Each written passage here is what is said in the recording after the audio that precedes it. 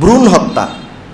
পেটে যখন বাচ্চা চলে আসে, আসার পর পেটের বাচ্চাকে 4 মাস পার হওয়ার পূর্বে বাচ্চাটাকে ফেলে দেওয়া, নষ্ট করা, এটা কবিরা গুনাহ। কখন? যতক্ষণ না ডাক্তার বলবে যে এই সন্তানটা যদি মার গর্ভে বড় হয় তাহলে মার জীবন নাশের আশঙ্কা আছে, মা মারা যাইতে পারে, এটার প্রবল ধারণা যদি কোনো বিজ্ঞ ডাক্তার বলে, তখনই শুধু ওই বাচ্চাটাকে নষ্ট করা যায়। আর এখন একটা বাচ্চা কিছুদিন আগে হয়েছে, এখন আরেকটা হয়ে গেলে এটা মানুষই কি বলবে? তারপরে দেখতে খারাপ দেখা যায়, বাচ্চা তো নেওয়ার ইচ্ছে ছিল না, তারপরেও পেটে চলে আসছে, এই সমাজে কি বলবে?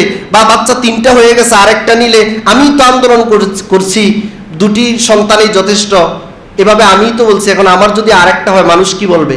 তো এই মানুষ কি বলবে এটা কোনো কিতাবের নাম না, এটা কোনো কোরআন হাদিসের নাম না যে সমাজ কি বলবে আর মানুষ কি বলবে।